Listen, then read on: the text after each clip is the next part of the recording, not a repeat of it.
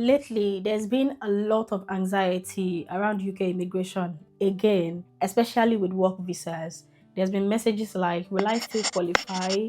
What if my salary isn't enough?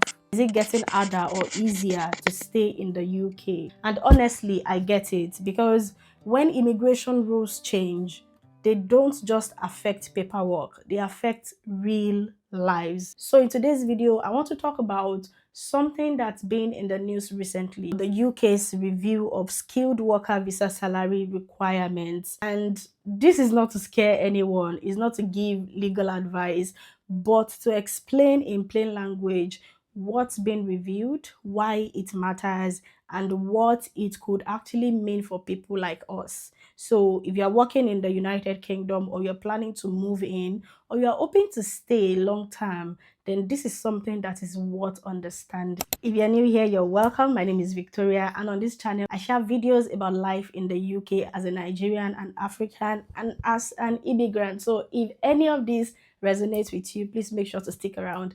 Give this video a thumbs up, leave me a comment below, and share this video.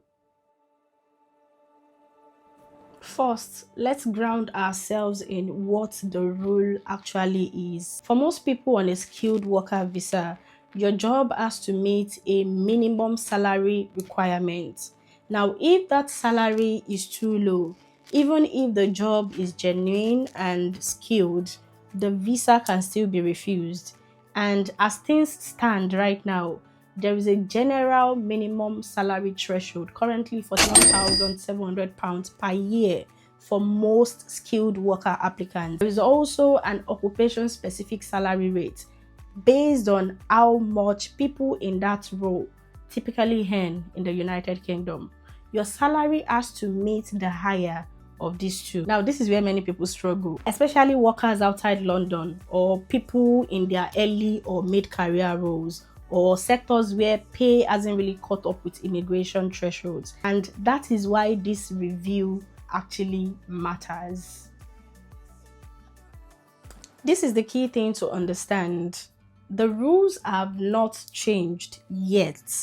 What has happened is that the United Kingdom government has asked its independent advisor, that is the Migration Advisory Committee, also known as MAC, to review whether the current salary rules still make sense.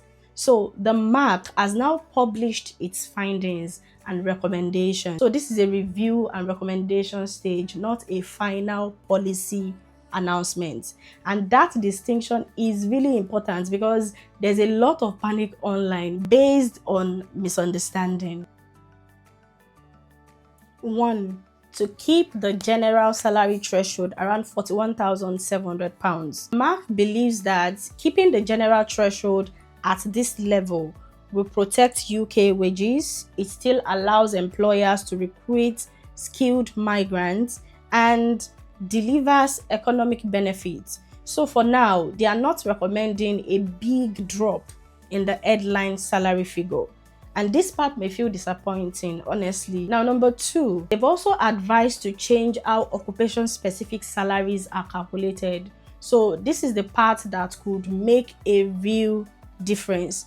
Previously, occupation-specific salaries were based on median pay, which pushed required salaries up, especially for lower paid regions and sectors. The MAC is recommending moving this back to the 25th percentile of pay instead. So in simple terms, instead of basing visa eligibility on average salaries, it will be based on salaries closer to what people actually earn in many real jobs. So this could make more roles eligible for sponsorship again, especially outside London and in sectors where the pay hasn't grown as fast as visa thresholds. 3. To protect younger workers and new entrants. So the MAC has raised concern that current rules disadvantage young migrants.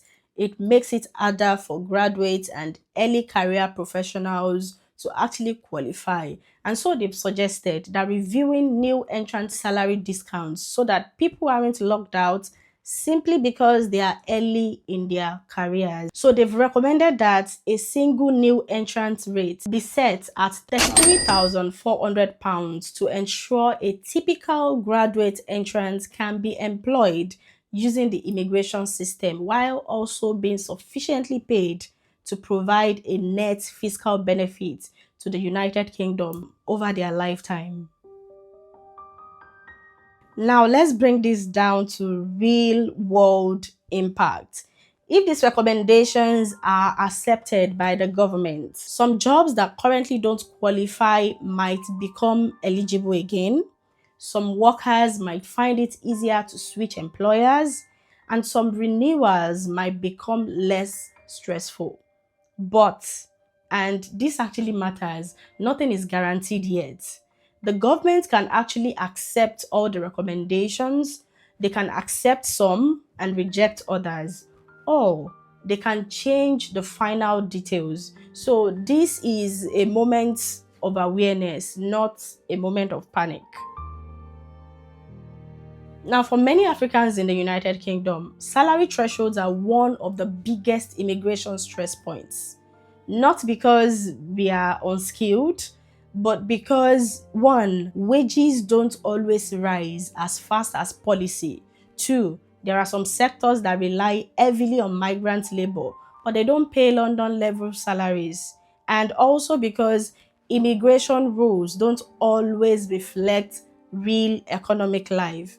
And this review has acknowledged, even indirectly, that something hasn't been working perfectly. And while it doesn't magically fix everything, it does suggest that the conversation is shifting slightly from just raise the bar to does this system actually match reality? Let me be very clear here. What you shouldn't do is don't panic.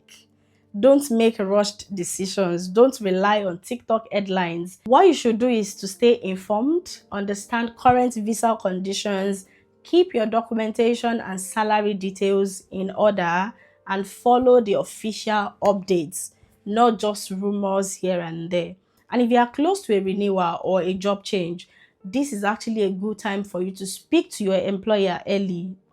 Try and understand your salary structure and get proper advice if needed. But for most people, this is a watch and wait moment, not an emergency. The United Kingdom immigration rules can feel overwhelming, especially when your life, your career, and your stability actually depends on it. But knowledge really does reduce fear. So right now, nothing has changed yet, but something is being reviewed, and that alone tells us that the system is still evolving. So if you are living this experience, just know that you are not alone. There are many of us that are navigating the same uncertainty quietly, carefully, and one step at a time. I would also add that I've seen some petitions going on here and there, and I'm going to be leaving them in the comment section and the description box below so that you can lend your voice and let the government know how we feel and what we expect as immigrants contributing to the economic stability of the United Kingdom. So take some minutes to go through the link in the description box and lend your voice. If this video helped you to understand things a bit more clearly, please feel free to like, share, and drop me a comment in the comment section below. You can also catch up on some of my other videos showing on your screen, and I will see you there.